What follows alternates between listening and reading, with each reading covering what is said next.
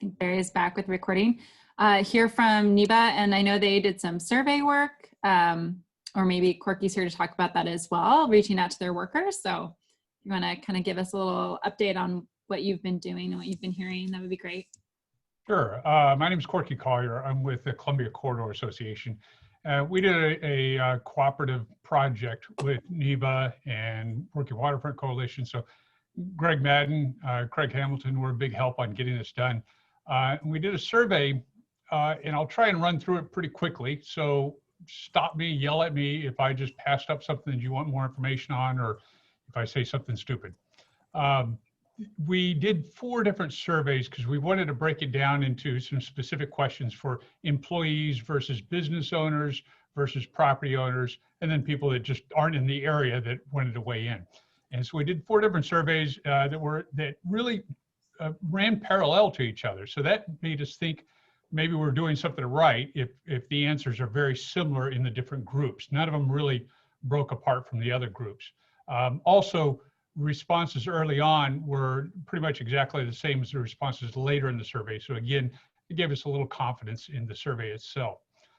Most of our interest is really focused on the employees because they're the ones that have the least to gain probably, and I'll get into the survey results here to say why I think that's the case.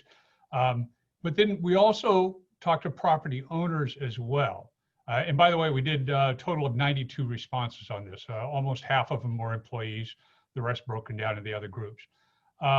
So one thing we did is we looked at the property owners because we expect they would have the most to gain from a streetcar extension of the area, and the employees who had the least to gain. So we said, how do these responses from those 2 groups compare?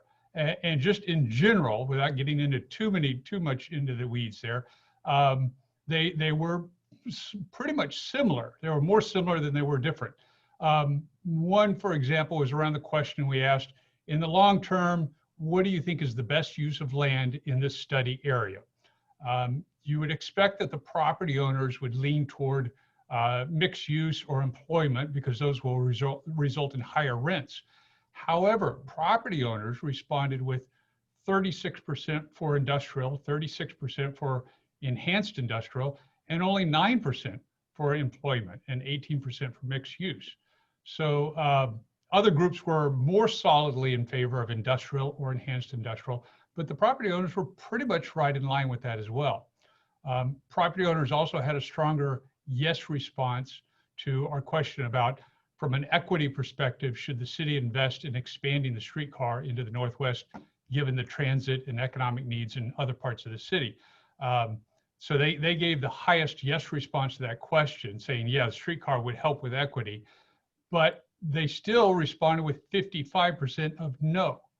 So again, it was leaning in a direction there, but still kind of in line with the others.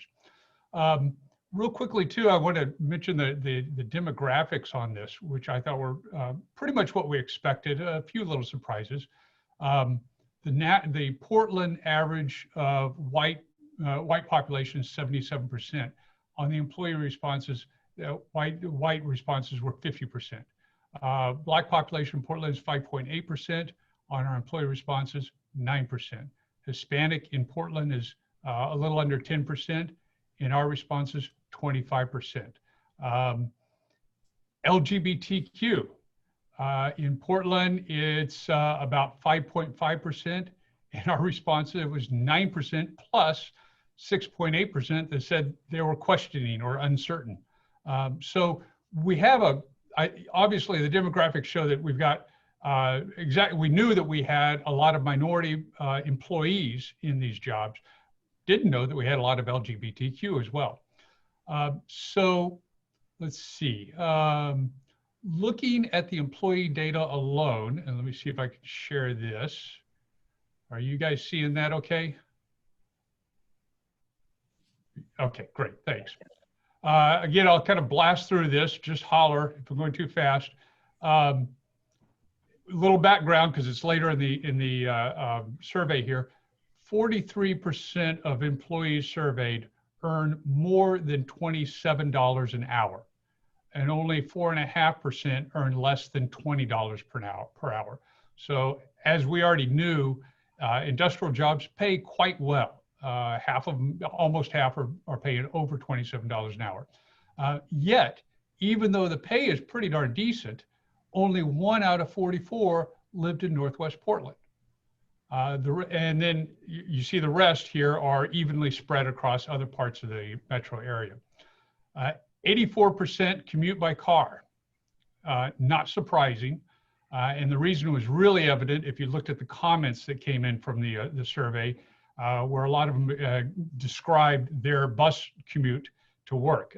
It's pretty long and convoluted. Several of them suggested improving the bus service instead of streetcar, because the streetcar would help them for the last few minutes of their commute, but they're commuting 45 minutes, an hour each way, and so they really needed help on the rest of it. We asked, would you use the streetcar? Both to get to work as well as to get to work, we see 75% said highly unlikely that they'd use a streetcar. In meetings, 63% said highly unlikely. So not a lot of streetcar use anticipated by the employees. Would the loss of on-street parking be bad? 70% said yes, that would be a bad thing. Let's see. Would a streetcar help connect housing to jobs? Because obviously that's one of the goals. 86% said no, it would not help connect housing to jobs. Would the expansion improve equity? Now, again, remember the group that you're talking about. We have higher percentages of community of color in the employee, and we're looking only at the employee results right now, than the city at large. And yet they said from an equity perspective, 72% said no, this expansion would not improve equity. So overall, the results were not real surprising to us and real consistent with amongst all the groups. You know, the streetcar extension is a land development tool. And so changing the land use is likely to result in a bigger middle wage gap. And these jobs are those middle wage jobs. So from their perspective, it doesn't seem to be much of an advantage. Now, this is only from the perspective of employees and the people in the industrial area. Any questions? I had one question about, the respondents. I see there are 44. How many different businesses did you draw from? Or I guess did you send some? Let's see, we had, well, I can't say how many businesses, I can say how many business owners, 27 responses from those, 11 responses from property owners, and 10 responses from outside the study area. Thanks. So, you know, they're all, we're pleased to get nearly 100 responses overall. It's still small numbers, so we have to be careful about reading too much into it. But when we see patterns of 84% saying that this would have a negative impact on the employer, you know, that's pretty clear.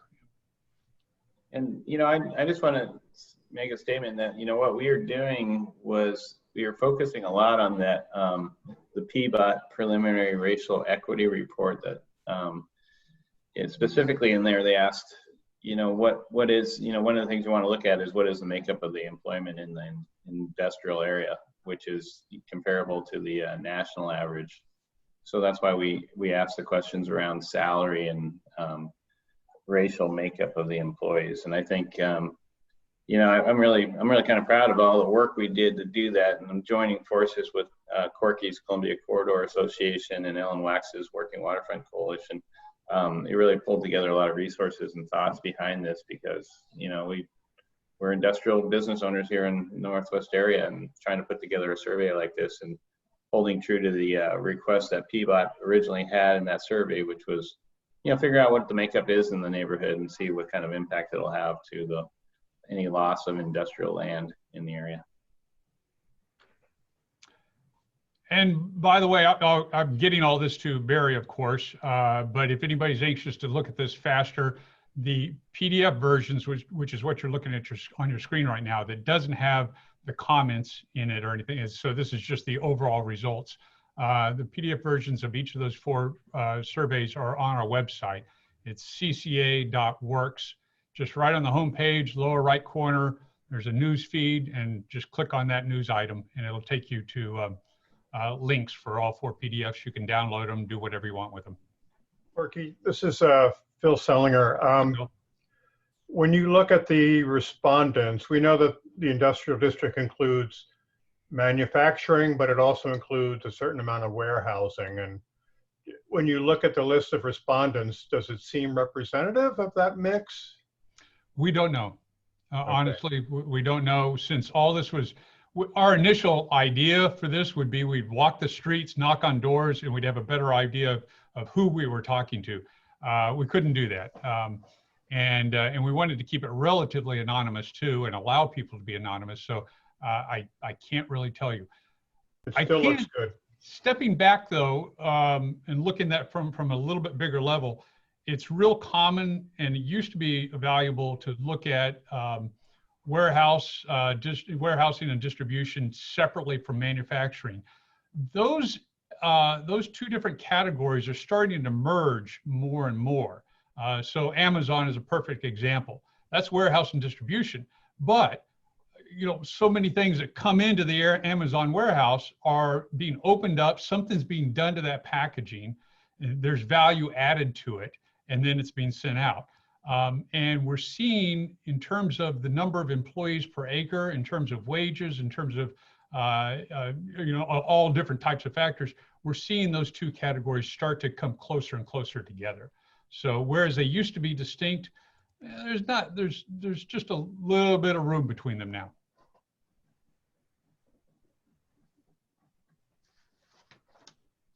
This is Craig Hamilton. I just want to comment that in light of the questions from Kate and Phil, NEBA's goal was to get a better understanding of our neighborhood.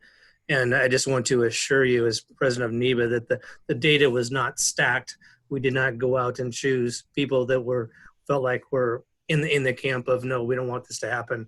It was definitely getting to know our neighbors, getting to know our business associates and landowners, and providing as accurate as we could data given the situation we have with COVID and whatnot, as Corky already explained. So I feel like the data that we collected was pretty representative of the area as a whole.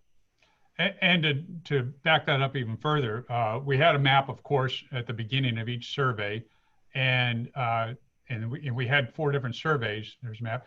Said, if you're not in this project area, then fill out the survey for out of the project area. And so those were kept separate. But again, the results actually were pretty consistent.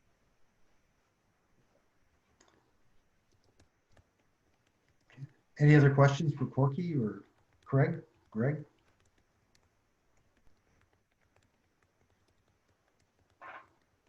Oops, I guess not. So.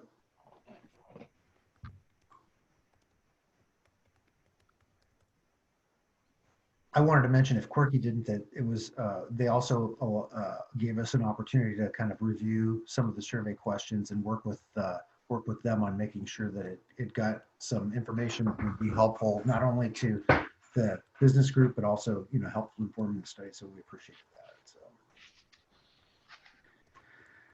Okay, I think we're going to go ahead and move on to scenarios and transportation analysis. Thanks, Kate, for driving while my car broke down here. I just crashed. So yeah, I just want to make sure we got all of our CBOs. I didn't know if our Hollywood Senior Center had an update or not.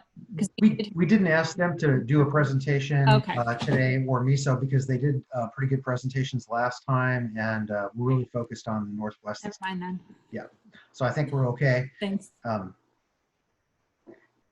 know I didn't prepare Cachet or Stephanie to give a presentation today. So why don't we go ahead and walk through the work that we've been doing over the last several weeks and give you a glimpse into that. So we're going to walk through some updated information on scenarios, a hybrid scenario we've been exploring, and transportation and economic analysis. And then we want to get your feedback on kind of the direction we're going in, or we think we might be going again, but we want to check in with you all first on that. So I'm just going to show you a few preliminary slides and get going. So can everybody see my screen okay? Yeah, okay. So the first things I wanted to do is just, again, show you a map of the study area, kind of to set the context of, again, remind folks of the area that we're looking at.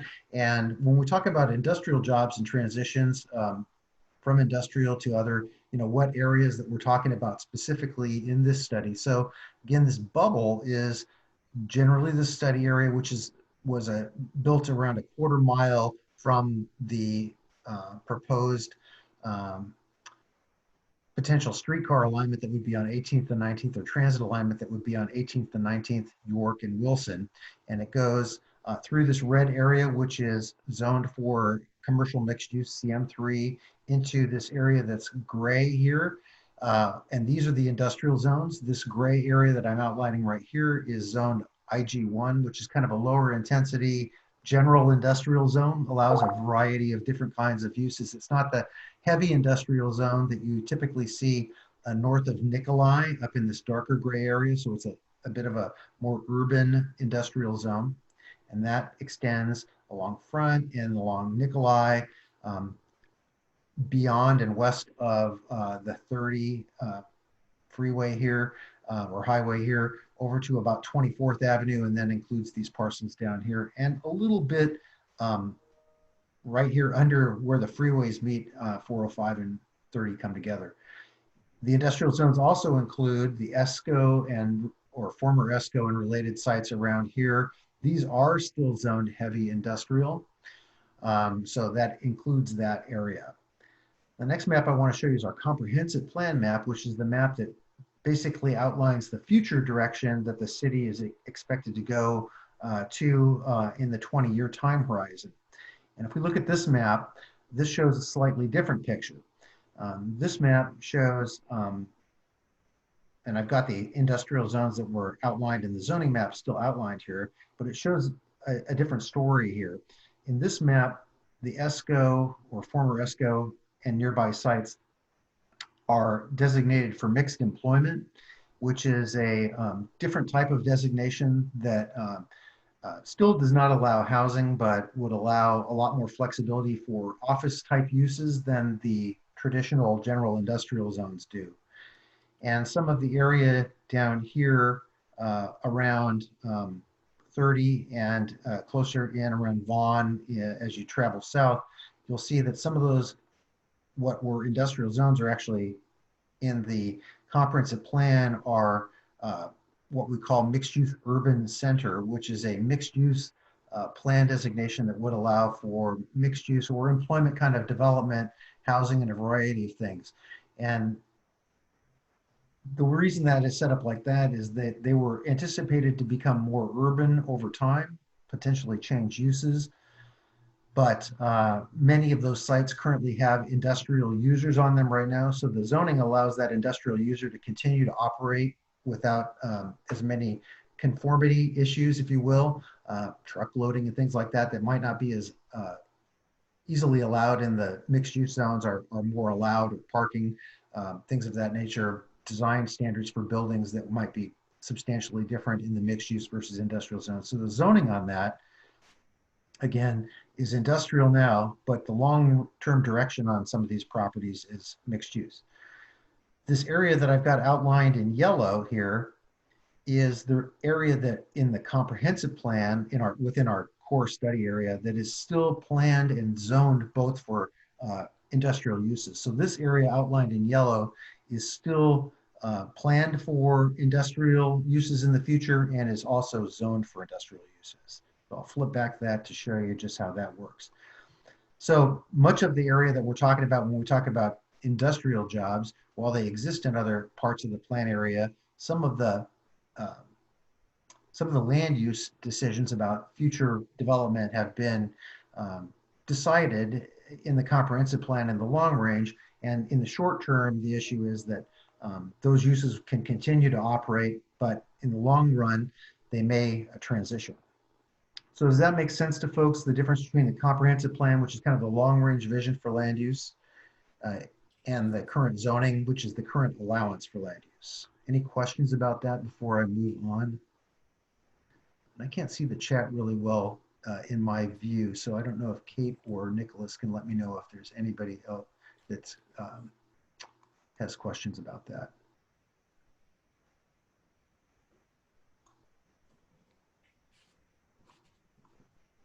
Could you just do a quick flip back like you did earlier with Sure. between the? You bet. Sorry. Guess I'm still a Zoom novice, so bear with me. Yeah, so this is the comprehensive plan map that I'm showing you now. And this is the zoning map.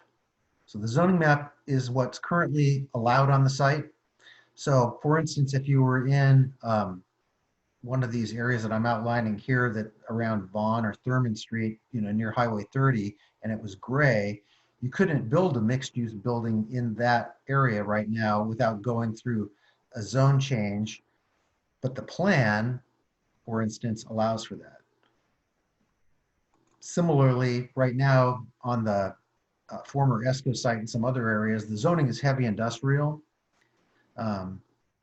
And you couldn't do substantial amounts of, for instance, office space, I believe is a great example on that. But the plan is for mixed employment, which allows substantially more office and more of a variety of non-industrial uses than the industrial zoning does. Okay, thanks. Does that make sense to folks? Okay. I just want to clarify that so that when we get into the scenarios and the discussion on this, that, you know, because we're going to start getting into parsing areas out, and I want to make sure everybody's familiar with that. So, Barry, this is Kate. I'm just going to monitor the chat while we do this. okay, great. There was an earlier question. So there's two questions right now. Neither kind of relate to the slide you're showing, but there was an earlier question that came up about the NEBA, the CCA survey. Mm-hmm. It's about how the city is going to use that. And so I would say we might touch on that later when we talk about community benefits, because I think one of our biggest intentions was to try to get some ideas about community benefits that would be desired from these groups. So we can come back to that because we do have some slides about that later on. The other question came from Raymond about the baseball stadium. I think this came up maybe the last meeting as well, that, you know, folks have heard that there were some plans looking at some of our industrial areas that are north of our study area as a potential site of baseball. And Raymond in the chat notes that the commissioner of baseball is canceling the plans to look at Portland for a major baseball team, and will that affect this project? And the answer is no, that's pretty unrelated to this project, just because that area is far enough away, and sort of the transportation impacts would be really different, and any sort of the transit investments that we're looking at in this area probably wouldn't serve a potential baseball stadium. So they're kind of separate issues, but okay, we'll let you get back to it, Barry. Okay, I'm just going to walk through a few more slides here. So we'll get into these scenarios in just a second. So, before we get into that, we wanted to talk a little bit about the modeling that we did, both on the economic side and then what leads to the transportation, just to kind of set the table for it, because it was a kind of a connected process in many ways. So we shared with you all some information about potential value that might be generated, jobs that might be created, or housing units that might be created through development, and potential for different land use and zoning. We haven't really talked about zoning specifically, but land use options that are implemented by zoning. And so the first step in the modeling that from our perspective was we worked with Eco Northwest, and they developed or worked to fully develop for this area a model, their Mapcraft Lab model for the study area. And they developed various building types and development economic parameters that were inputs into this model to model different reactions to the market with different zoning scenarios here. And what we did on the city end was we gave them the development scenarios that we've been reviewing and reviewed with the public. We gave those to Eco Northwest and gave them some assumptions about what kinds of zoning would potentially be applied to those kinds of designation that'll define use allowances, limitations, and building use types, so that Eco Northwest could build their land development model so that we can get an idea of how development may occur on those sites. And so Eco Northwest ran their model for each scenario, and that assumed a build out of parcels resulting in a market capacity number for land value, jobs by different types, the number of housing units that might be produced in each of these scenarios, and a factor of the inclusionary housing requirements is that a portion of those units would need to be affordable, and that varies depending on how that is applied. But Eco Northwest applied that factor to it, and we used a 60% affordable to folks making 60% of median family income standard to the models that they derived here. And the standard factor that they applied in this particular case, the one we settled on finally, was a 10% factor. And the inclusionary housing program currently has 2 levels of affordability for buildings that produce housing with more than 20 units. The requirement is that 10% of the units be affordable to households making 60% of median family income. The other standard is 20% of the units would be affordable to folks making 80% of median family income. So that's the general standard. Currently, there's a lower standard that's being applied on a temporary basis because of a number of economic factors by the city, but the general standard would be 10% at 60 or 20% at 80. And Eco Northwest, for the most part, is basing much of the numbers you're going to see today on the 10% at 60. So we got from them outputs about jobs and housing numbers for each parcel that saw development on it under their model. And those were applied to what we call transportation analysis zones, which are, Kate will show you in the next slide, which are large areas that kind of look like census tracts or other analysis zones throughout the city that are used in transportation modeling. So we applied the development numbers to each of those transportation analysis zones. And then for the transportation modeling factor, we applied a kind of a build out scenario for the 20-year time horizon for the model, for the transportation model. And that was based on the city's buildable lands inventory and some localized assumptions about how much development would occur in a 20-year time horizon. So the numbers that we got from Eco Northwest were more total market capacity, and we wanted to constrain that by saying, well, how much do we really expect to have of that capacity in the next 20 years?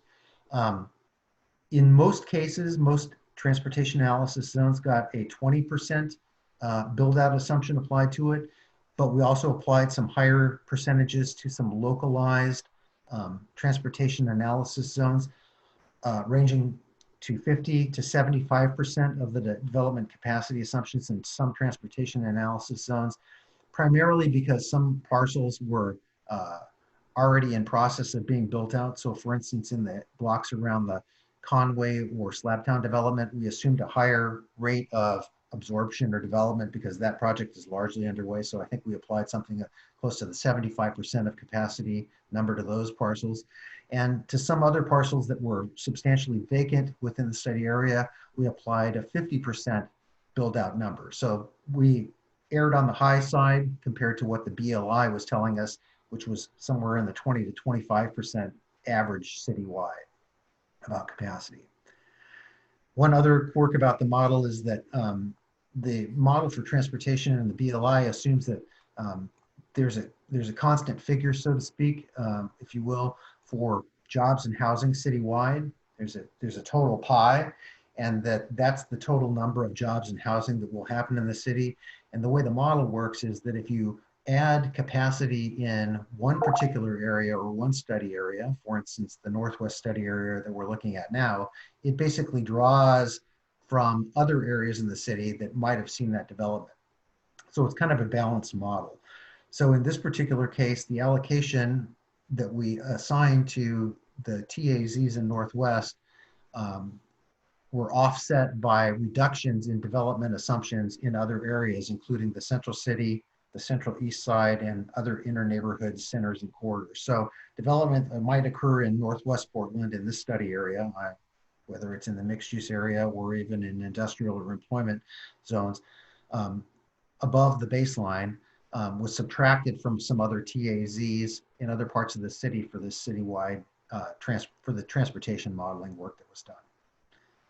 And Kate can talk a little bit more about this slide. Yeah, so Barry kind of mentioned that essentially when we do the modeling, it's a rebalancing across the city of the sort of expected jobs and housing. So rather than coming from one area to the city into it, it's kind of rebalancing across the city. So those jobs and housing units that came out of the buildable lands inventory, we plugged into our transportation analysis zones, and that helps us analyze kind of trip patterns. And then our travel demand model will generate an estimated trips based on the number of housing units and also the number and types of jobs. So different types of jobs, you know, generate different levels of trips.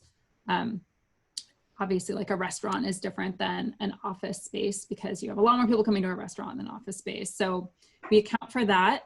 And then the model made a pretty conservative estimate about mode splits based on similar land uses and transportation characteristics elsewhere in the city. So by that, I mean, you know, areas where we were looking at enhanced industrial, we kind of looked at the central industrial district. Where we were looking at, you know, more of the office employment, we looked more at the central city or places in Southeast or Northeast that have a higher job density. So we did some conservative estimates. And again, all of these trips are based on a 2040 analysis. So these are things that we expect to be developing in the next 20 years. So it's over a 20-year time span. And so what we ran the model to do is to help us look at how many added trips there were to the district between all the different scenarios, where congestion is added, where it wouldn't be, or where congestion is worsened from the baseline 2040. We also looked at where volumes increase or decrease on the local streets. So kind of seeing not just the hot spots that pop up, but just a general snapshot of kind of where the volumes are going. And then the sort of the travel behavior shifts. And by that, I mean, what we found was that this is a pretty sensitive network. And so under the different scenarios, we kind of started to see the travel patterns shift a little bit away from, like, for instance, using the Fremont Bridge, you might see a shift of people using the Broadway Bridge under some scenarios. So some of those little behavior shifts, but that's kind of the summary of the modeling. And just for Steve Pinger, no, there's not a transportation analysis that you missed. This is kind of what we're just getting into right now. So we're trying to kind of explain the inputs that went into the model, and then we'll go through the results on all of the outputs from Eco Northwest and from our travel demand model. So you can go forward, Barry, pick it back up. Okay. Great. So we're going to go ahead and jump into the urban design scenarios, and just to we're going to review the original three first, and just kind of recap what we heard from the public and from you. We're going to talk about the hybrid scenario that we've been working on, and then we're going to review the data for all of them together. That's the way we have approached it, and we can pause on some of that. So just a reminder of the three. There was scenario one, the enhanced industrial scenario. It really tried to maintain more of an industrial focused economy, although it allowed more flexibility for creative office uses in the industrial zone, similar to what the approach we've taken on the Central East Side, which would allow creative and industrial office space in addition to industrial uses in those areas. And it envisioned the ESCO site, or the former ESCO site, as a corporate campus. Scenario two focused on a higher density employment center.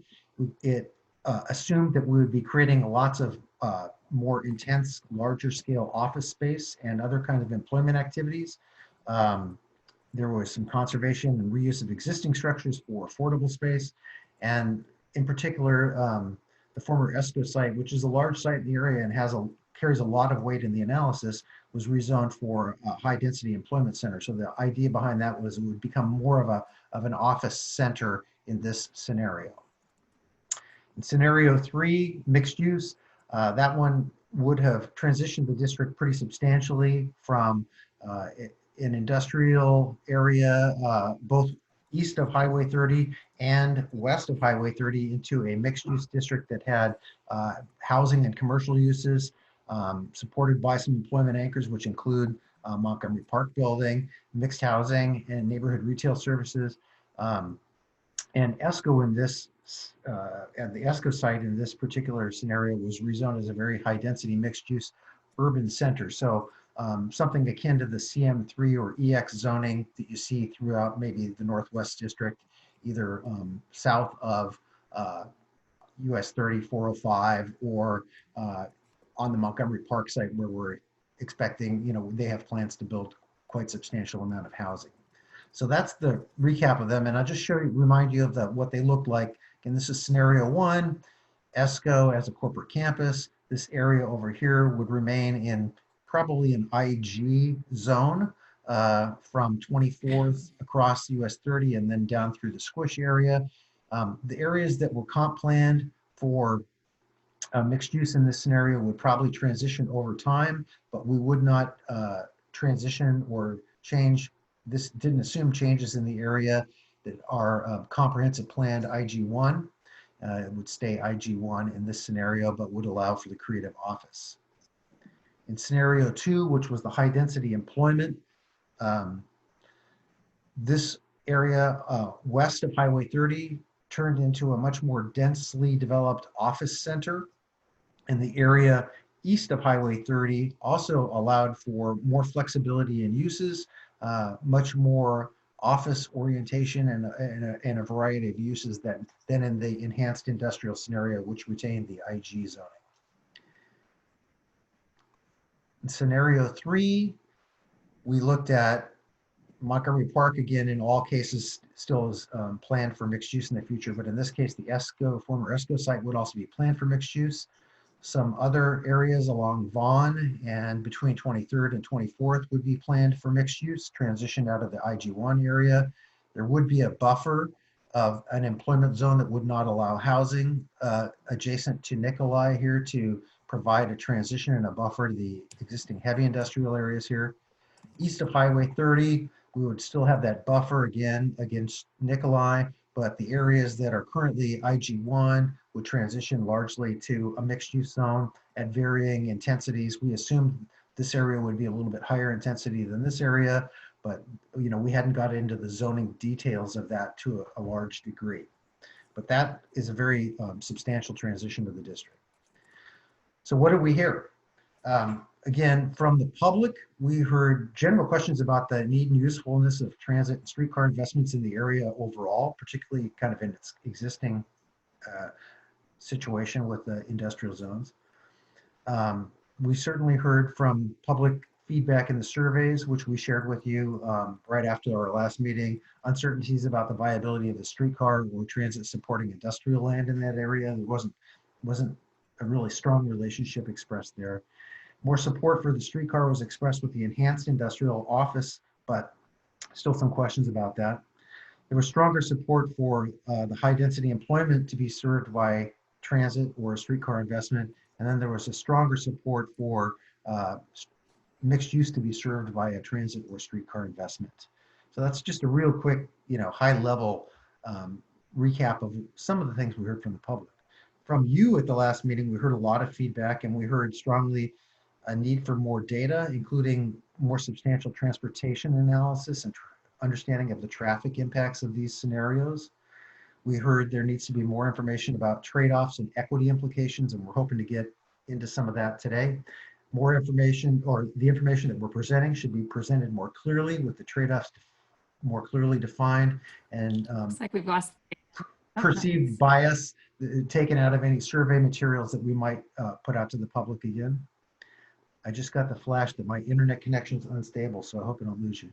And then finally, that you all didn't have a clear direction on scenarios. There was a lot of opinions expressed at the end of the meeting last time. I think there were lots of great observations, but no clear direction in which we should go.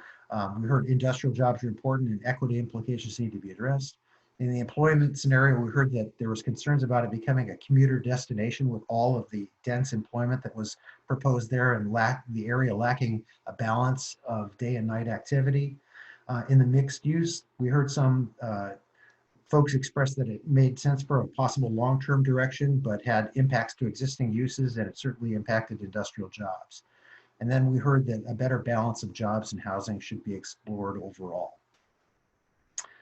So does that, I want to just check in with folks and say, does that seem like a good summary recap of, what you all heard at the PWG meeting before we move on to talking about a hybrid scenario and our response to that and what we think helps respond to some of your comments and the public comments? Barry, I thought that there was some a fair amount of comment of questioning streetcar service to the area north and east of Highway 30. Okay. And coupled with that, a question about the streetcar routing being a separate line as opposed to an extension of the existing north-south line. So if anything, I see that as still kind of the open element in the scenario development, is that,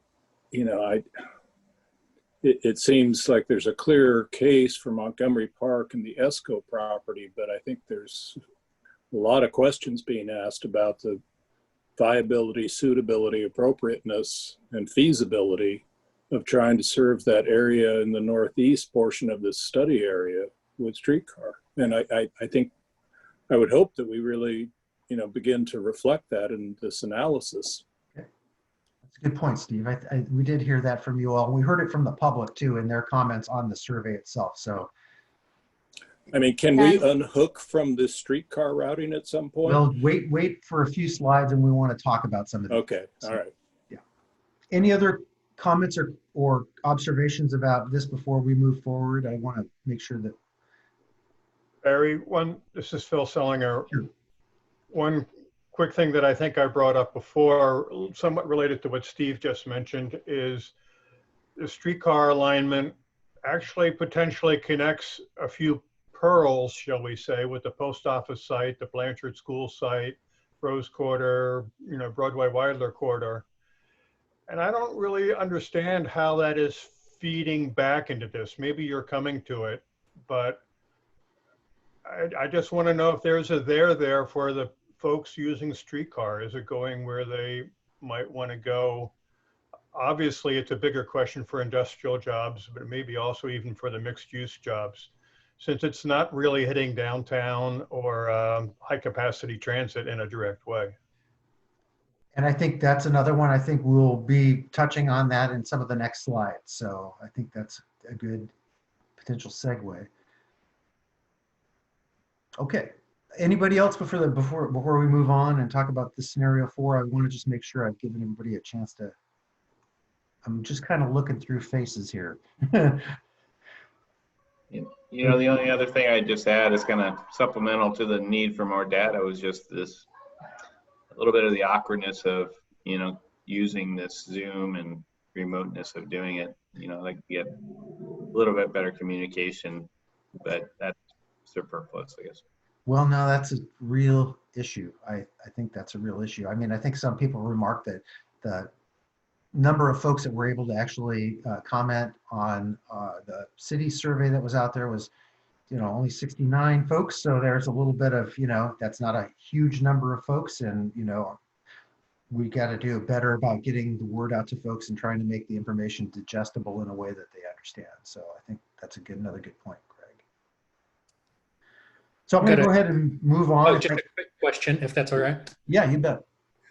So in terms of making an informed choice, I'm wondering, given that we've had some meetings and there was a survey put out, but there were lots of questions about the questions on the survey and were they leading people to a particular direction. So given the direction you're going, how much is based on the thought that you had before the survey came out because you just thought it made like a good made sense to go that direction, how much is based on the survey, and how much is based on information since then. So I guess where this direction that you're going with this option 4, what's it based on?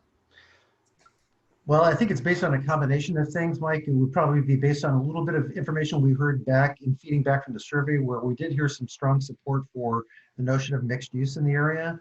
But we also heard some pushback and information from in the survey, but also from the working group and some other stakeholders more directly about the value of industrial jobs in the area and the concerns about changes to that. We also reflected back on our city policies about, you know, job retention and industrial growth and industrial land retention. So it's kind of built on a number of different factors. Also some information about, you know, when we initially put out the survey, we were right, you know, in the early stages of the COVID changes that we're seeing here with people working more remotely. The whole notion of the high density employment office center was kind of built, you know, in a pre-COVID environment. We didn't hear a lot of feedback on the survey on that, but we did hear some feedback from you all, I think in the last meeting, about, you know, the concerns about traffic implications and making a destination there. And also we've gained some information about, you know, potential future for those kinds of uses, and that it's not so clear how we would do that. So I think it's a combination of factors. Yeah, I don't want to cut you off, Barry, but I see it's almost 5:10, and I think some of this will become clear when we kind of go through. Thank you for cutting me off. So let's keep. Okay, thank you. All right. So anyhow, the nut of this is that we are working on a hybrid scenario that we think responds to not only information you shared with us, but information from other sources. This would have an industrial or enhanced industrial focus east of Highway 30. It would have a mixed use, and we'll see that right now it's a housing focused mixed use, because the market information we got from Eco Northwest suggests that the market would lead in that direction. So like, that would be a response. Oh, mixed use focus. Sorry, Barry, I was jumping in. West of Highway 30. There would still retain an employment buffer, and we would still have limited changes to the industrial area in terms of adding. I think I may have lost my connection with you all. Person that wants to step up. Yep. Are we there again or no?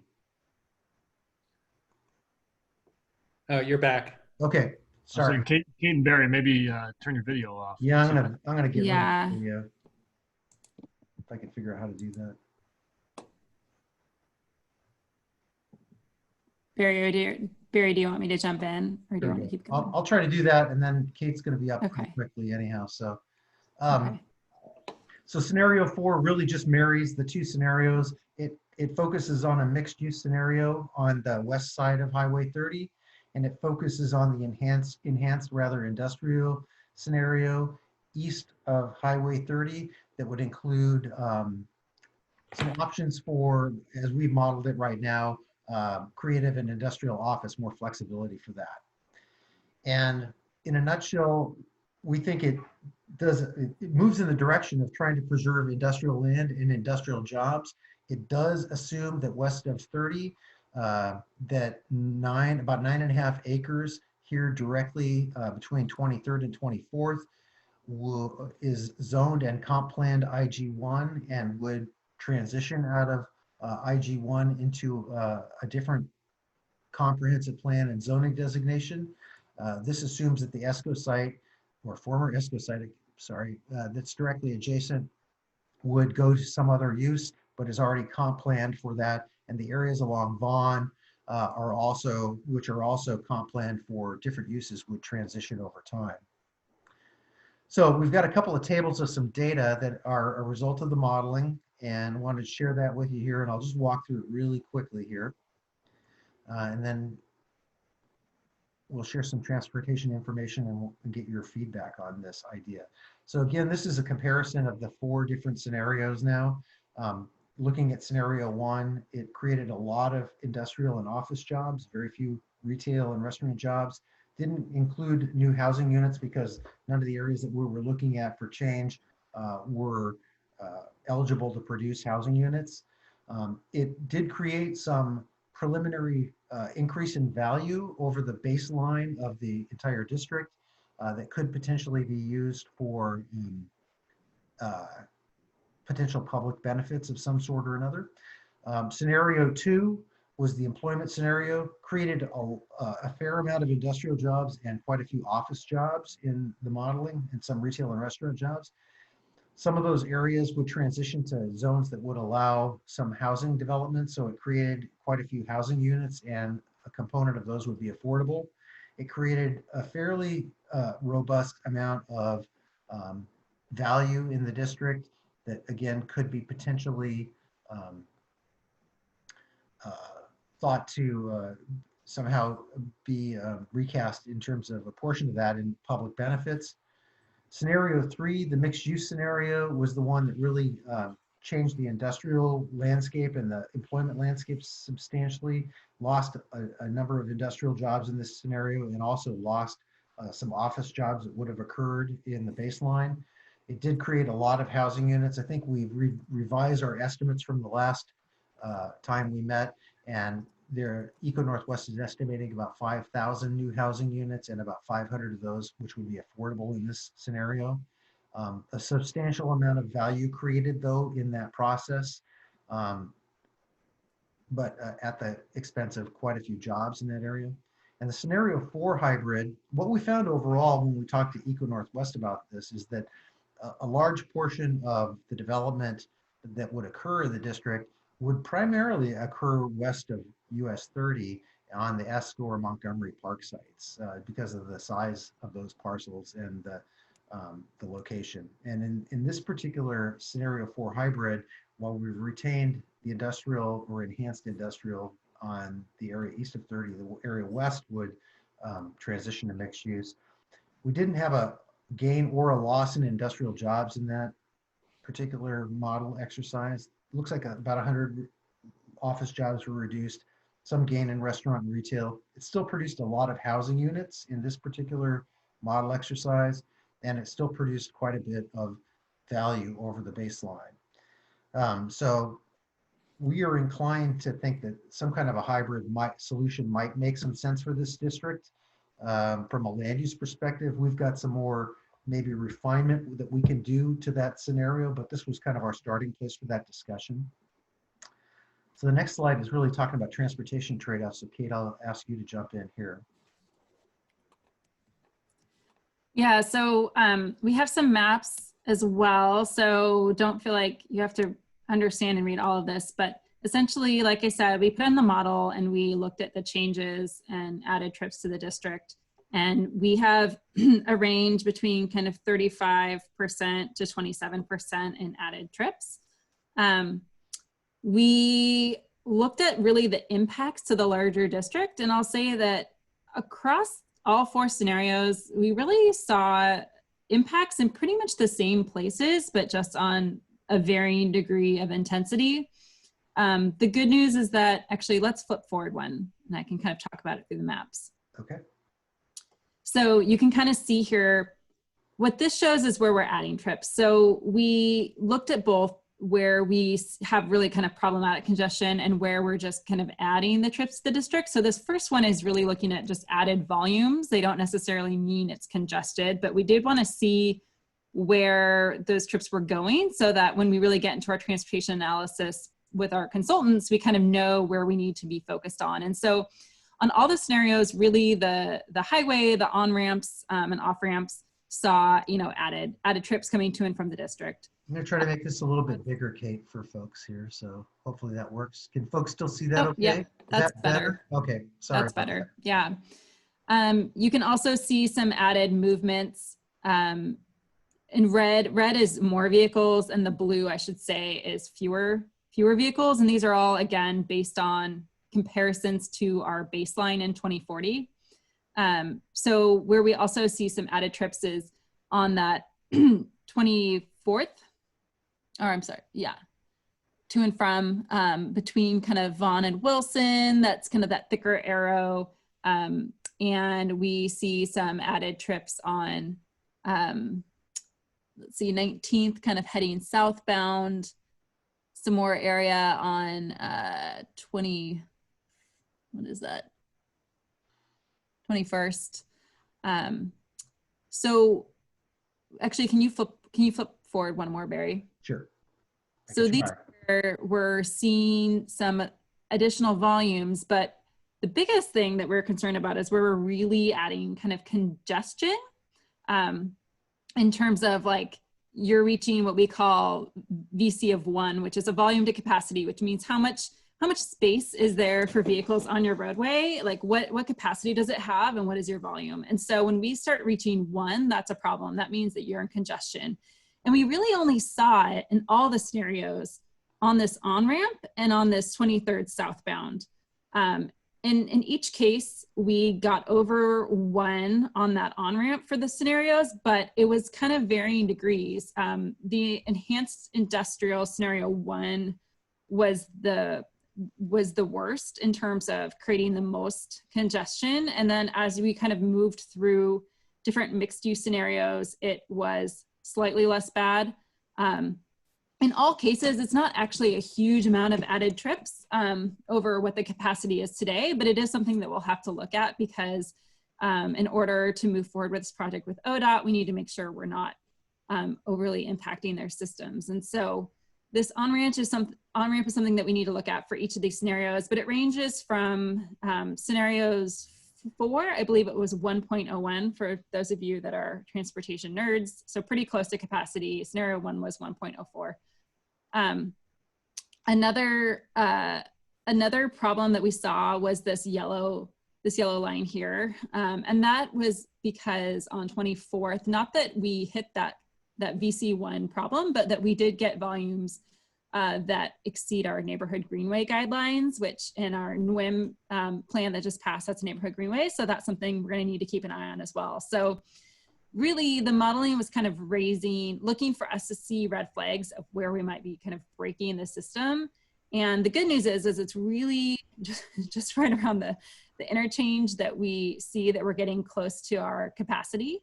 And so those are where we're going to need to do some work, which is kind of what we expected and planned. And then again, that previous slide is other streets where we're adding volumes, but we don't kind of hit capacity. And we also saw that on some of the localized streets, we see lower volumes. And so again, that's just showing kind of a shift in patterns. And I don't have this on a slide, I don't think, but one thing that we saw was that as we got to a greater mix, kind of the mixed use scenario 3 and 4, we saw kind of a shift in the travel behavior. Like I said, we saw more trips accessing I-84 via the Broadway Bridge rather than the Fremont Bridge. And so that's kind of one reason why we see differences on that on-ramp, was that kind of shift of traffic across the district a little bit more. Kate? Yeah. Kate, this is Phil. What assumptions were made about the build out of the blocks surrounding the study area? I'm thinking of the Thurman Vaughan corridor, the Aramark property, and the rest of the Conway area, because they would obviously also impact the choke points here. And yeah. So that would be part of Tyler's assumptions, right? Right. And yeah, so plans for planned growth and development, and as well as transportation projects, would be included in our model. And I should say that we also actually added a new link to our model that doesn't exist today, because we know that no matter, regardless of how ESCO develops, we think that they're going to need to extend 25th Avenue through their site to break that up. And so we did add that as a new link to the model that's not shown on this map, but is something that we did program in as a consideration. So I'm going to keep moving because we're at 5. I would say to Phil's question, we can follow up maybe with more detail on this, but I think that was part of the TAZ where we assumed a higher percentage of build out of our growth. So that was one of those. Right. You mentioned that Conway had that 75%. 50 or 75% of capacity in that one gets built out. Thank you. Yeah, and I noticed we were conservative on that because we had higher growth numbers than even the baseline today, and that was because it is building out more quickly than anticipated. So we did assume that, and actually it was pretty conservative in terms of adding more trips than even the baseline assumed. So this kind of gets to what actually Steve Pinger set up really well earlier with his comments about our discussion about alignments. And so this is kind of showing you the alignments that we've been thinking about all along in this study. This is what our FTA grant has given us to look at, this 18th, 19th extension. And so we have been analyzing that for our scenarios 1 through 3. You know, we have our capital cost estimates. You can see on the bottom, our operating cost estimates, which are pretty high, and some of our needs. And one thing that thinking about this scenario 4 and kind of doing all this modeling made us think about again is if we do leave this area east of Highway 30 as industrial, does it make sense for a streetcar to serve that area? You guys have asked those questions. You know, it sounds like the survey respondents from CCA have asked those questions. And so, you know, we've looked at we've considered other alignments in the past, but, you know, have ruled them out in the interim for a variety of reasons. And one that has come up over and over again is 23rd. And one reason that it hasn't really been on the table is because it just doesn't fit. A two-way streetcar doesn't fit on 23rd today as it exists. But that being said, we did pass the NWIM project council earlier this week. It's been a long week. And in that project, there is a rebuild. And one thing that plan put forward was this rebuild of 23rd. And we know that when we rebuild 23rd, when that project happens, it's going to trigger a lot of requirements that will result in a change to the cross section as it exists today. So right now, you know, it's you know, 1 lane each direction and parking on either side, and a streetcar won't fit in that envelope. But under a 23rd rebuild, if we, you know, some of the initial design ideas that came through that process doesn't have parking on both sides, mainly because we're going to need to build out, you know, bioswales and sidewalks and other amenities when that street is rebuilt. And so that kind of made us relook at, okay, if we were to rebuild 23rd with some of those initial cross-section designs that are put forth in NWIM, could a streetcar fit? And so we did have our engineers, HDR, do some initial kind of fatal flaw analysis just to see what would happen. And you can go forward one slide, Barry, if you can hear me. And so we did have them look at what this would look like in terms of an operation feasibility and design feasibility if we were to, rather than go up 18th, 19th, if we were to do an extension of the north-south line. And so this sort of a alignment, you know, would make sort of more sense in that scenario 4 or some of the other scenarios even, but one where we're not trying to serve, you know, a bunch of new jobs or housing in that squish area. If we leave that industrial, and really what we're trying to serve is the higher density area around Montgomery Park and ESCO, then this 23rd alignment can make sense. So it's not without difficulties. It does have some, but it does fit.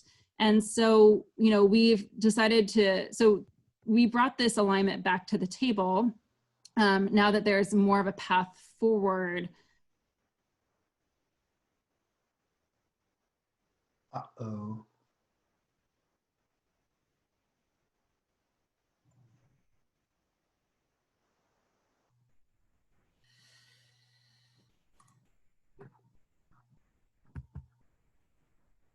Post-COVID world of really tight budgets. Are we all still there? Sorry. Yeah. Hey, Kate, you might want to back up a little bit. You dropped off for a second. Oh, I'm sorry. I just got that. Can you guys still see the screen? Yeah. Okay. Yeah, we're good. You're good, Barry. I might just be cutting in and out. Reza had a question too, so we want to get to that in a minute or so. I just want to acknowledge that.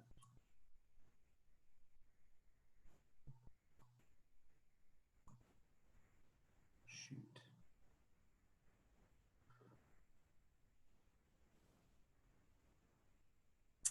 I'm hoping Our maintenance facility, our operating costs are substantially lower. And so this becomes an attractive option if we're really mostly concerned with serving development west of Highway 23. And so we wanted to bring this back to you as just a secondary alignment option to consider in the face of a scenario 4 or even some of the other scenarios, now that we know it's feasible. And the other sort of just point I'll get to real quickly, and then I'll take Reza's question, is that, you know, in talking with my colleague Zeph and Mike, you know, we know that the 23rd rebuild is a really important priority for a lot of Northwest businesses residents. And it's a great project, but it doesn't necessarily have an identified funding source. And so we think another good outcome of this potential alignment is that it could help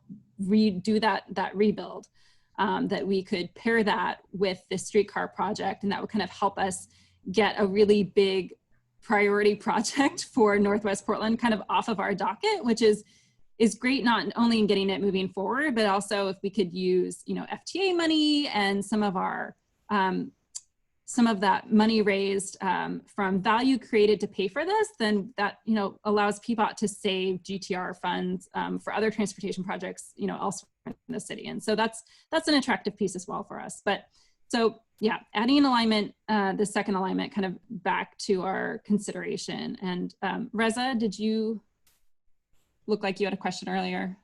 Yeah, just sort of my first takeaways from this. You know, I'll let the Northwest stakeholders talk more about how they feel from a land use or development perspective. I kind of like the idea of having the extension be like truly an extension of line, and so we would have to split service off at 18th and 19th. Yeah. I do have, you know, some pretty big misgivings about the traffic impacts of trying to go through 23rd and Vaughn on streetcar, and whether, you know, any sort of transit priority is possible given it's such a tight envelope along this corridor. So that's something that I would want to see some work being done, because the last thing I want is to have reliability issues here kind of tank the reliability for the rest of the line. You know, in the Pearl neighborhood and elsewhere along the alignment. The other thing is, it's not clear to me if a turnback would be maintained in, you know, the 23rd and Northrop area. It seems like with the track geometry, it might not be possible to leave that there. But if it was taken out, I think that'd be a huge concern for Northwest to not have any sort of turnback opportunity between the maintenance barn and, you know, Montgomery Park. I think that would need to be looked at as well. Yeah, so Dan might be able to speak if there are other options, but that is one of the drawbacks of this is that we would not be able to, the track geometry being that what you mentioned, we wouldn't be able to make that left hand. We wouldn't be able to make both a right and a left hand turn off of Northrop, and so it would be needing to make that loop in order to come back. And then there are other turnback areas on the line. Between 15th and 16th, we have a turnback in our yard, but we would lose that turnback. Well, let me, like we say, if this is a military problem, we could solve it. We could keep that left turn, but it probably involves removing several buildings. Right, which we can figure out other ways to operate. Yeah, I would encourage you to. I don't think we're removing any buildings. Right. And somehow they managed to do it in other places in the world. So, Dan Bauer, this is Phil. One extreme scenario before the Aramark property redevelops would be, I know this sounds expensive and wild, but would be to separate the streetcar from the 23rd and Vaughn intersection, maybe by digging down and going under that intersection. Jesus, Phil. You're blowing my mind here. What do you know about the Aramark building? Can I ask Phil, what's the advantage in doing that? Later. Yeah. Phil, excuse me? What's the advantage in doing that? Not screwing up the signal cycle at 23rd and Vaughn for the auto traffic, and actually dramatically speeding up the streetcar travel time through that point of congestion. Yeah, so to Phil's point, we are not seeking any transit priority through that intersection because that would compromise the on-ramp. So, Right. Phil, let me think. You're taking a $45 to $50 million project and making it $100 million, but noted. I'm used to Yeah, working so with just light rail. just to build on that, we did do some initial traffic analysis of this 23rd streetcar when our consultants, when they were looking at the kind of the design feasibility of it, did do a little bit of traffic analysis. And what they found, sort of to what Reza raised earlier, is it's not so much that streetcar would compromise vehicle movements, because it does travel, you know, relatively the same speed, especially on 23rd, where we have a lot of kind of stop and go with pedestrian crossings and everything else. But that congestion from vehicles could, you know, could impact reliability of the transit. And so there are, you know, and I think what's most worrisome is where we saw that pink line from our traffic demand model, which is just that southbound approach on 23rd, kind of coming back to head south across the intersection. That's kind of the most worrisome spot where the streetcar could get stuck. And, you know, we do have some ideas of ways that we could deal with that. And we'll, you know, we do have a whole transportation analysis kind of section where we're going to focus on specific intersections and look at different designs we could do to help mitigate that. So that's definitely one of them that we'll be looking at more closely, whether or not it's this alignment or something else, just because that is one link that will be congested. So great points. All. Kate, I want to just jump in really quickly to see if there's other slides that we need to cover here on the transportation piece, or are we good where we're at? I don't recall what's after this slide. I think we're good on the transportation piece here. Yeah. Okay. But I don't want to cut off the conversation, but I do know we have some other slides about community benefits and things. We do, and then I'm curious what people think about kind of, you know, the hybrid scenario. Yeah. It is, in a way, it's kind of linked to this new alignment, but it's also not. I mean, I think we want to know whether that that hybrid that sort of still has more dense development around on ESCO and around Montgomery Park, and hopefully brings some of the housing that I know the city desires, but still preserves the industrial area. Stephen wanted to know a little bit about just that balance. Like, what do people think? Where housing would occur. So I just want to show one more map and then just kind of hear from the PWG, like Kate was saying, about what people's thoughts are. But so I just want to remind folks of the maps of where, you know, what would stay and what would potentially change in a scenario 4. So this map, again, the comp plan map, this area of IG zoning would stay IG. In our concept, it would allow for creative office, so some flexibility for that in this area. And that was a result of, if you recall, I think it was the second meeting we had where Tyler was sharing information about land and real estate values in this area. You know, the land values in this area are such that his determination was that it was unlikely that industrial development could happen here with land prices such as they are, but it probably could support industrial or creative office. So the mixed use area, which would be either housing or potentially a mix of housing and employment, would be west of 30, and it would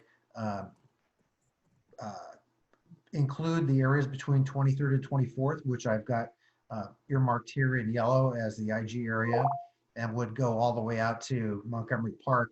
So I'm circling that area right here. So it's basically everything north of Vaughan up to within about 200 to 300 feet, I guess I would say, of Nikolai, where we would want to maintain a buffer of employment that would not allow for housing. So I don't have that buffer shown here, but I'll outline the area that it is. It includes this mixed employment zoning. It would probably follow along this kind of a line that would be at least a block of area that would be limited for housing. And then the area down here would be, in this scenario, mixed use that would allow flexibility for housing and potentially employment. And we're still working on, you know, fine tuning of that to understand if that can be optimized as well. So, Stephen, did that help answer your question? Yes, thank you. Okay. So I could keep the map up here, but I think maybe I'll stop sharing and just, well, there are a couple of more slides. I just want to cover them really quickly so we can have a conversation, because I think the next steps are pretty important too. So we still are concerned about equity issues, and these were maps that we showed you all in the first meeting or so. This new alignment would go through areas that are that have equity implications. There's some affordable housing in this census tract that this is depicting that is making it an area that we might want to be concerned about in terms of equity implications, and that might be result in the need to provide more affordable housing or maybe jobs programs. These areas have equity implications too, primarily because of the jobs that are provided there to the BIPOC communities and other underrepresented groups. And similarly, my PowerPoint is stuck. Displacement map also highlights that census tract because of affordable housing. We think most of it is down here, but there may be some up here that we need to be concerned about as well. And then we're going to come back at the next meeting to talk about possible public benefits, start that conversation. Here's kind of a list of stuff that, or benefits that we might want to consider if there is value created, and we can figure out a mechanism to somehow capture some of that value, either through a zoning mechanism or through another means. And that would include, some streetcar funding that would need to come out of the total value created, potentially deeper housing affordability, both at the development level through zoning, and maybe additional affordability through another mechanism, which we don't have an urban renewal area here or anything like that at this point in time, but we're exploring other mechanisms to try to address that, a development agreement or whatever. Potentially affordable commercial space. We've tried that in other parts of the city through a zoning mechanism. It's a tough nut to crack, but that might be something we would try to pursue. That was something we heard like out of the MISO conversations on the east side, that people would like to be able to get in on the ground floor and start a business and participate in the economy, but oftentimes they can't get in. And those spaces go to kind of credit tenants. Affordable makerspace was something that was considered, particularly for the industrial areas. Street network completion and improvements. There would need to be street network components that would need to be built to make this all work. So how does that get in there? A park or a community space was identified in some of the urban design concepts. So that's whether that's done as a private open space on private land that's publicly accessible, or whether it's a park. We need to look at that. Brownfield cleanup funding might be a way to create a fund for that might offset or mitigate for some of the industrial land supply loss. We know 9 acres or so would be in play even in this hybrid scenario. So how could that factor in there? And then there are other things, community goods like childcare or ownership co-op opportunities that we might want to explore. It's a long list, and we just need to figure out what kind of resources are really available and what do they buy. So with that, I think I'll stop sharing the screen, and with our remaining 15 or 20 minutes, just ask folks to give their thoughts on scenario 4, whether it's a direction that seems to make sense to go in, relative to the other scenarios that we've been looking at. Does it help solve some of the problems and challenges, or what are your thoughts on that? And I promise to go in reverse alphabetical order if you guys want to do that, unless somebody wants to jump up right away and make a comment. Otherwise, I'm going to call on. Looks like we have some raised hands, Barry. Okay, I couldn't see them. So can you point out who they are? I see. Oh, Jen has one. I see it. Or Jen and Alex. Okay. Why don't we go to Alex, because I was going to call her alphabetically from that end, and then we'll go to Jen. Okay.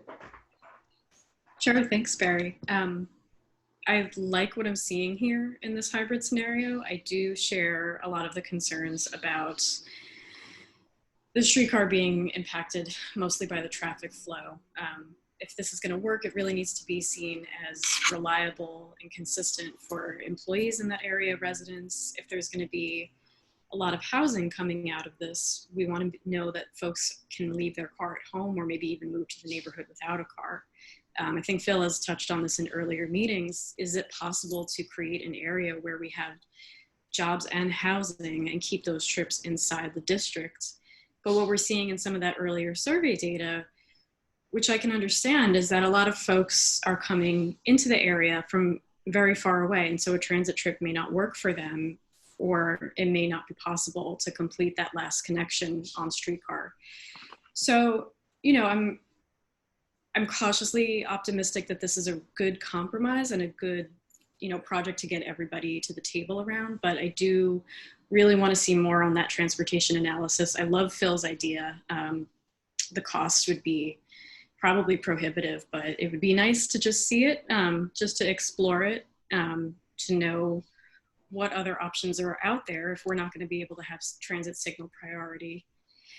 And of course, there's other pieces of this that I know you all are aware of, but, you know, really leaning on some of the TDM strategies that the city has, and that could maybe be built into some of this, you know, transportation wallets to residents and employees, looking at sort of a TMA or a project similar to a TMA that could serve some of those employers.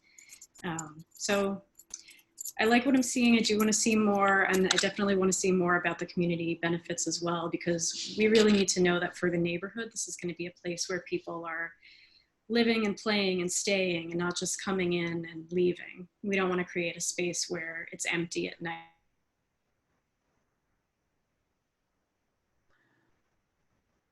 I don't know about your video or audio, but mine froze. So hoping we will be rejoined shortly.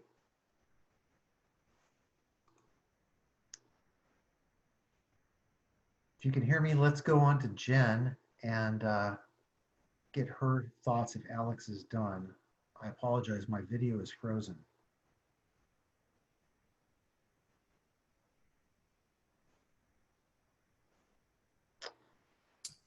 Jen, we can't hear you.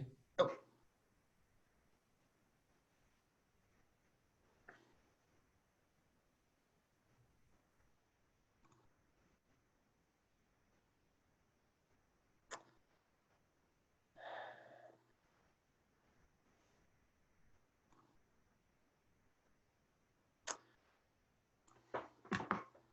That we've arrived at a hybrid model, considering all of the feedback that our working group had provided in our last session, because we also discussed, you know, what does it look like to not do anything? And while that doesn't seem like the most ideal scenario, we simply don't have enough information. So I just don't know how we arrive at a hybrid model when the request is, hey, we need to look at more information, and then we have a fourth version to look at before we actually get that additional data. So honestly, it feels a little forced, and it feels like some of our comments from the last session were very specifically selected to fit this modeling. I would honestly like to see the uncondensed version of the feedback that you've received from us, as well as, you know, the survey results, because I just feel like there are gaps that are not being represented here. So I wish I shared, you know, the optimism, but I honestly feel like we're forcing solutions and not looking at all the concepts from a place of like equal analysis. We don't have enough information overall to actually compare them with an informed decision in mind. So that's it for me.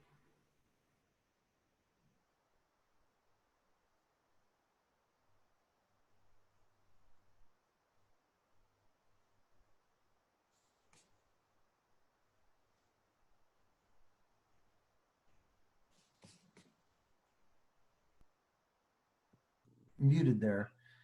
I just want to follow up on the comments of Jen just to find out.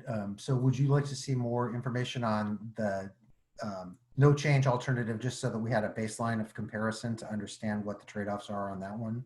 Would that be helpful? I think a baseline comparison would be great, because something that kind of slips out of every conversation is that one of the options is to not do anything. I think that having an uncondensed version of the feedback that you had received, maybe that already exists on the project page. If so, I'm happy to visit that. But I just don't really feel like it's a clear reflection of all of the feedback that you received in our last session. And so I just think it would help us make more informed decisions. And I just don't see the logical next step of creating a brand new scenario when we don't have all the information. So it just seems like we keep grasping at straws, and I'm not quite sure what the true value of our feedback is if we just keep iterating on the same limited information. Okay. What is the information that we haven't provided that would be helpful for you in thinking about this?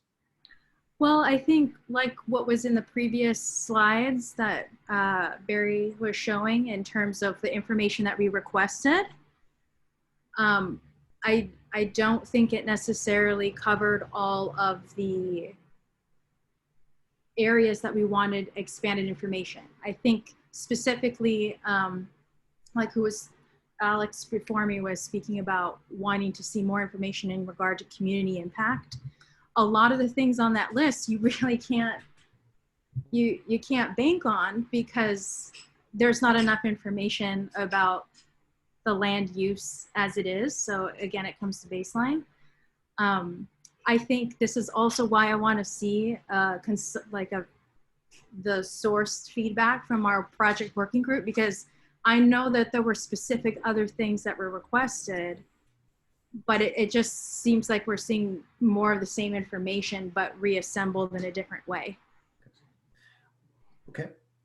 Well, and I would say the best source of information, just to close the loop on this, is I would go back. The video from the last meeting is posted, and we did send out notes, which are probably not as comprehensive as the video, but that's where I would look to some of that. We did try to capture some of that in the notes, though. So sure, I'll review the video. Yeah, and we'll go back and look at the notes in the video as well. But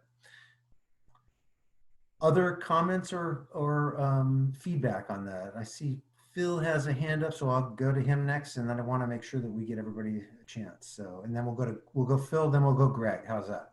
Okay. Thank you, Barry. My comments are pretty similar to Alex's. I think the compromise scenario 4, if you want to call it that, is a logical place to land, given what you've heard. I do wish we had a little bit more robust, at least transportation analysis. I'm curious about the OD and origin destination side of this. I don't think we're going to be able to get to that level of detail. I do think if the streetcar goes down 23rd, it's got to work. And I don't think any idea for making it work and not messing up 23rd and Vaughan should be off the table. I really think 23rd and Vaughan is really the critical part of this from a transportation standpoint. Thank you. Okay, thanks, Phil. Why don't we go right to Greg? Can I just add one note? This is Kate. Sure. Sorry, I'm staying off video, but Ning did respond about the OD question in the chat to Phil. So Phil, maybe just scroll up about that. So just letting circle back on that question. He did respond. So back to you, Barry. Okay, Greg, you're up.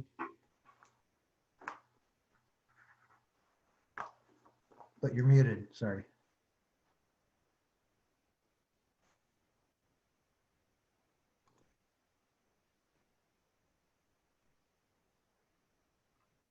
Sorry, my space bar just doesn't work. You know, I guess two things. One, going back to what Phil just said about 23rd and Vaughan, you know, one of the things I didn't see from Kate or anything lately, and maybe I missed it, was just the impact of this on Nikolai. And, you know, years ago we had, you know, Vaughan was, you know, I will go far enough back in the neighborhood when I remember when Vaughan was shut down to industrial traffic or truck traffic. That was back when it was easy to get through Vaughan. Now with the changes to the Vaughan intersection, I could see the same thing happening again, all over again, just north of that on Nikolai.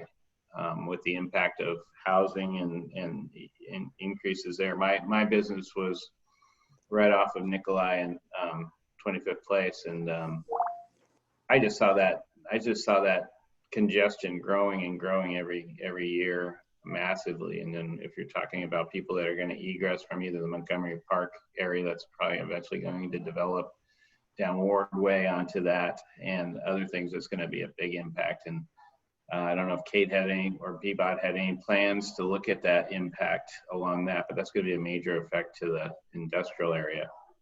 And then, yeah, going back to Jen's comment, it's like, I kind of agree. It's like this fourth, I just received this data, this preliminary data, a couple.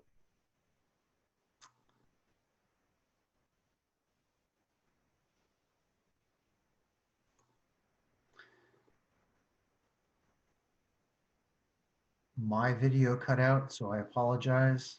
I can't hear you right now. What's existing right now.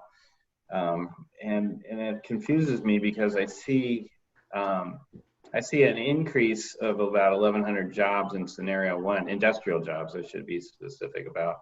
And what I see in that scenario one on the enhanced industrial is the only industrial in that plan is what's existing right now. And most of that is filled with capacity right now. I know several of the businesses in that area. I'm happy to see 1,100 new industrial jobs come into that area if this scenario works, but I just don't see how that's happening with the fact that you're actually, basically the only difference is the ESCO property is being rezoned or changed to a medium density employment from industrial, but the rest of the heavy industrial is, or light industrial or creative office space that they're calling it now is already occupied pretty much to capacity. So I'm a little bit leery about those numbers. I'll just have to say I haven't looked through it enough since I only got it a couple days ago. But I'm a little bit leery about that baseline number, which, as Jen says, is kind of like the equivalent of do nothing. Is that 1,100 come from basically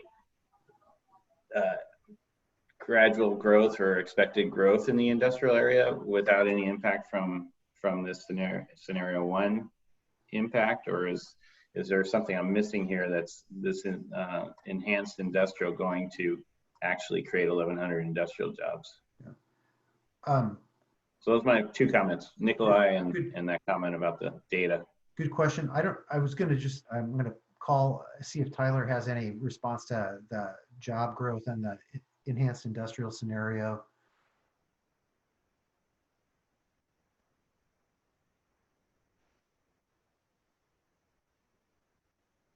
I'll mix all that. Yeah. My connection's cutting in and out. I apologize.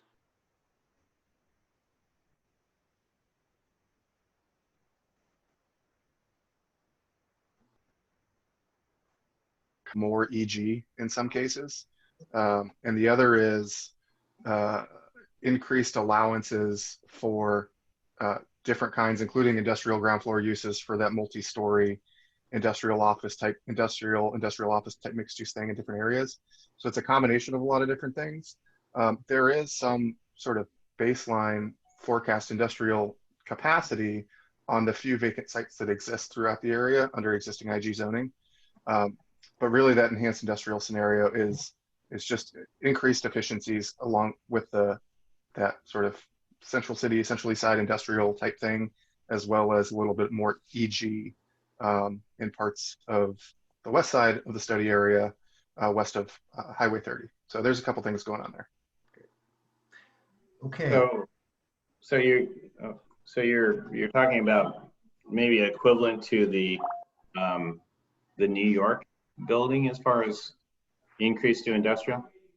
That's part of it, yeah. And we're also seeing some more sort of traditional, honestly, flexi distribution type uses happening in the EG zone too.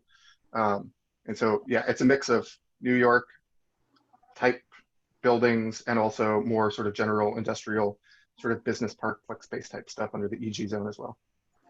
Hey, I'm gonna see if we can get a couple more questions in. We only have about 5 minutes remaining, and I don't want to hold you guys over terribly long, but I want to make sure everybody gets a chance to ask questions. So who has another question or comment that they would like to express?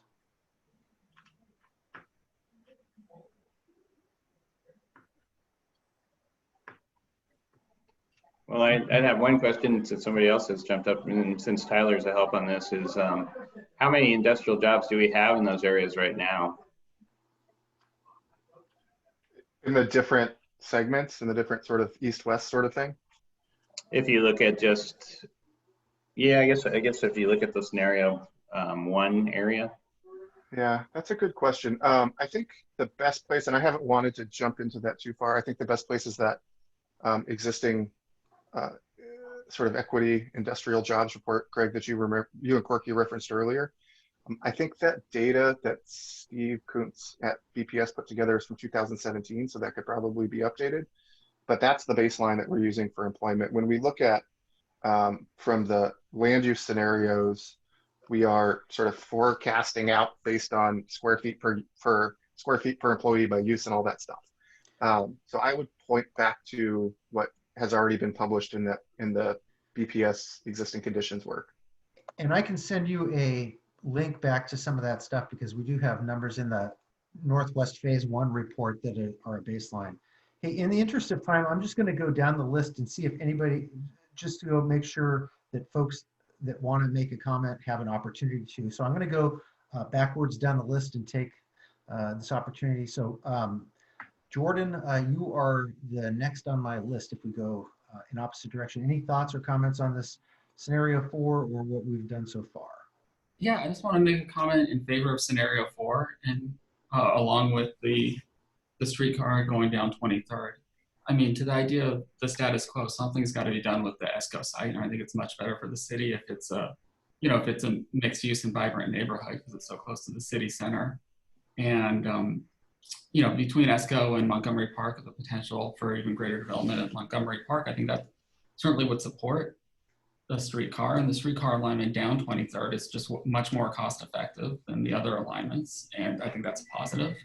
And it has the possibility of getting the federal matching funds or whatever they are to help with the reconstruction of 23rd, and that's a big positive. And this scenario also, preserves everything that's industrial to the east of there. So I think this scenario's got just a lot of positives to it, and I just want everyone to keep that in mind. Thanks.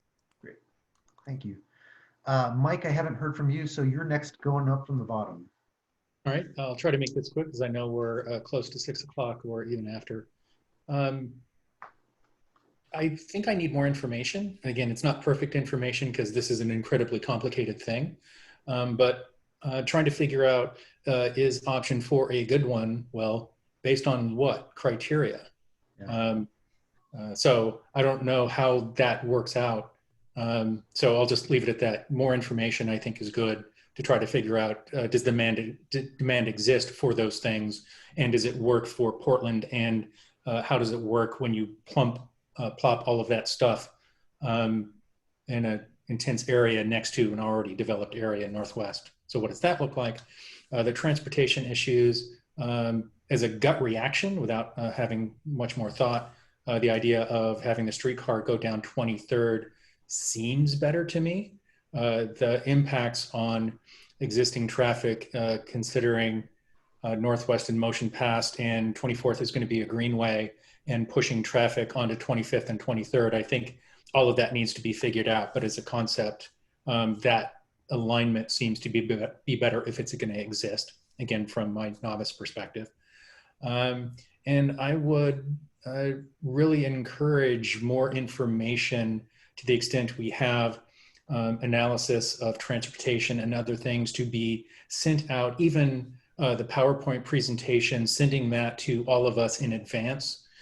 So maybe rather than just talking about something that's in a written material, we can get that, read it ahead of time, then we can make this 2-hour valuable time on Zoom more of a conversation rather than information absorption in something that we could have read. So I'll leave that there. Thank you for everyone's help. We will try to do that in the future because we are running behind on that. Steve Pinger, I wanted to get your thoughts on this. Steve, you still with us?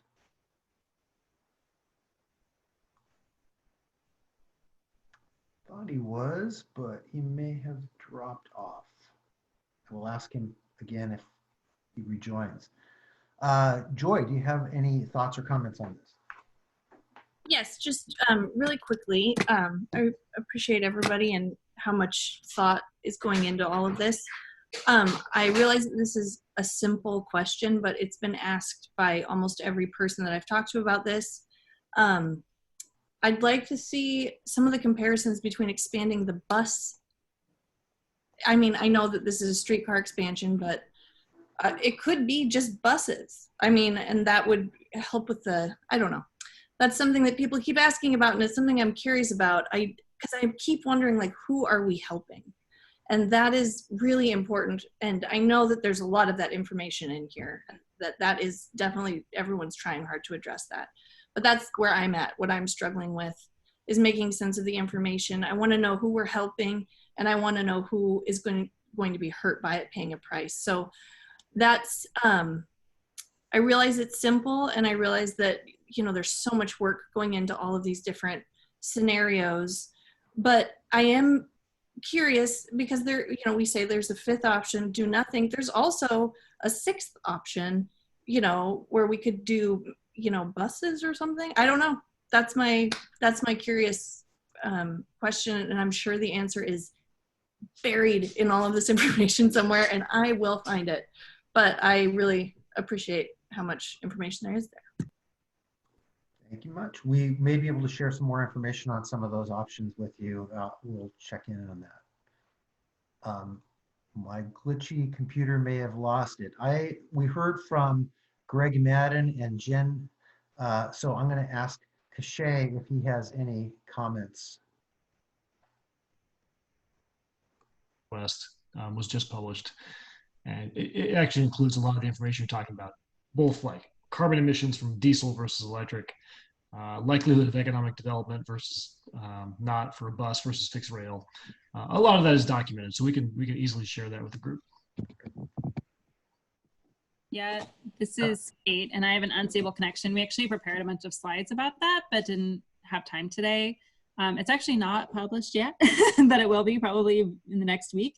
And so I think it's fine to share that. And I think Joy really directly answers that question, because we did look at sort of everything from micro shuttles to streetcar and in between of what's kind of the most appropriate across a number of different metrics. So I know we'll get that information out to folks. Yeah, I'll share that with you. Okay. So next on Barry, this is Stephen Ramos. I don't see a way to raise my hand, so I'm sorry to jump in. Oh. If you don't mind.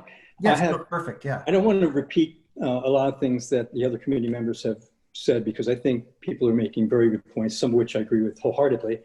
I'll just say with respect to scenario 4, I think it's a step in the right direction, acknowledging or perhaps assuming that Montgomery Park and ESCO are going to be developed and using that as a starting point. I think it in part is responsive to the committee's interest in seeing more housing and creating another walkable, livable neighborhood.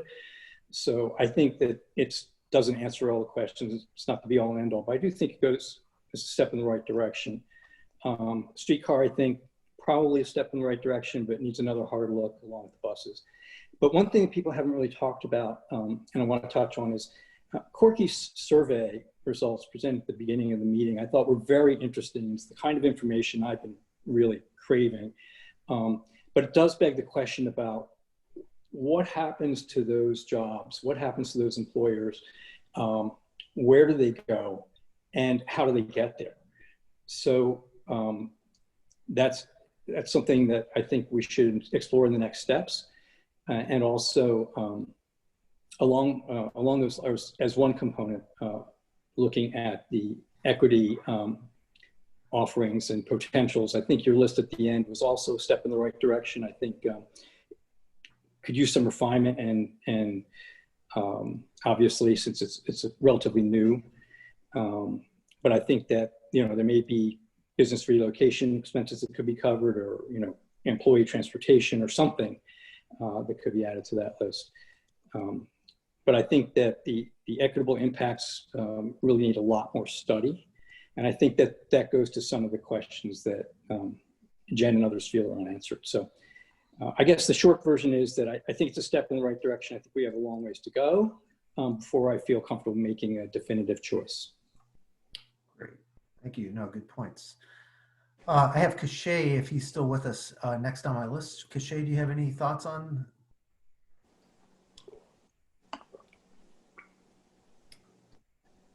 I think we're losing people. I think we might have lost Cachet, so I'm going to go Dalton, if he's available still. Wanted to hear your thoughts on this. And is Dalton still with us? I'm not seeing his name here, so I'm going to go on. If he comes back, we'll get to it. Craig, I'd like to get your thoughts if we can still fit you and a couple more folks in. I think Craig's gone. Craig's gone. Okay. How about Raymond? I have to bail too in a second here for another meeting, but I think number 4 is a good compromise. I don't just think it should be immediately thrown out. If people need more information, you should get it. Phil's idea on the how to handle where this thing goes, like they do in Europe, I know it's very pricey, but I think it should be something that should be looked at. And going up 23rd, I think does make sense. And I think number 4 really improves the neighborhood. That's my comments. Great, thank you. Stephanie and then Brian. I think we'll hit everybody here. All right, well, I'll just make this quick. I do feel that scenario 4 is very interesting, and it really answered a lot of the questions that I had. So I want to thank everyone at the city for doing that work, because I do feel that what I was saying was heard. It's not all about me, but there are still some questions. I agree with Stephen, and also I thought Joy brought up a really good point there about looking at some of the other options besides the streetcar. So if that information is available, I would really be interested in hearing about that going forward, at least next meeting. Okay, great. So I want to go to Brian and Reza. I think we heard from you earlier, but I want to give you the last call if you want to add anything to your previous comments. But Brian, let me go ahead and get your thoughts on this first. Yeah, I think, I mean, it's a lot of what's already been said, but I think it was definitely scenario 4 is a step in the right direction. I think it makes a lot of sense based on the feedback that we've gotten so far. I also like the 23rd extension a lot. I think it's just operationally makes a lot of sense for streetcar. And then funding wise, obviously makes it a lot easier to get this thing off the ground. I think it's going to be a huge resource, especially I'm pretty excited about what's going to happen at Montgomery Park. Particularly, you're going to, I mean, from what I understand about what they have planned for out there, you're going to have a much greater connection to Forest Park, which I think is really important and something that we haven't talked about too much with access to Lower Maclay. You're bringing people right to the front door on transit. So I think that's a kind of a really cool part about this. But yeah, I think it's a really couple of good alternatives, or a good alternative. Okay, great. Thank you. Reza, do you have anything else you want to add? I know you spoke a little earlier, but. Yeah, I'll just echo the sentiment that I think the 23rd option is interesting. I think definitely getting that synergy to potentially rebuild that section of 23rd, which is in such poor shape. I think it's a good opportunity there. I did notice in some of the traffic maps that were shown earlier, showing the increase and decrease on certain links. Kate mentioned 24th Avenue, but I also noticed that some other greenways, like on Pettygrove, were showing increased traffic, and it was beyond my comprehension as to why links so far south of the project area would get increased traffic. So it'd be nice to get more clarity on that. And then I'll just echo Joy's point about looking at not just streetcar, but also buses as part of the transit solution in this area. So I'm looking forward to seeing that analysis whenever it gets released. Okay. Well, you can, I mean, this is not that complicated of a problem. You can look at the bus solution. It exists today. It's out there right now. You don't think that could be improved upon? I'm just, Oh, I'm, yeah, absolutely. I mean, you can increase frequency. Yeah. Buses from, this is the streetcar versus bus development versus transit tool. So I think if you, Brian, you can maybe speak to it, or anybody else, Jordan, but the likelihood of things being actually developed near a bus line are lower than next to a streetcar line. So it depends on what outcomes you're trying to seek. And then I think, from a climate perspective, buses are on diesel and streetcar is all electric. Buses may be electric one of these days. They already are. Someday, Phil. Portland does have some electric buses. Yeah, but I don't mean that to be like kind of crude, but the bus solution is what's out there today. That's the thing. Need to do both. Yeah. So we're over time. I want to see, is anybody else for the good of the order have any other thoughts or that I didn't call on to kind of offer an opinion before we disconnect?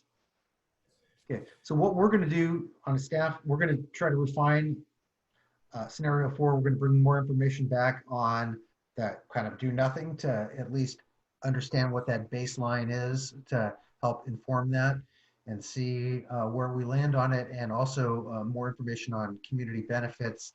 So we're looking forward to getting everybody's kind of reports from the CBOs. So we'll try to weave that all together and have some, at least the beginnings of some kind of more detailed thoughts on that at the next meeting in November. That work for everybody, or at least as a starting place? Yeah. Okay, let's sign off. Have a good night. We'll see you in November. Thank you. Thank you. Thanks, everyone. Yeah.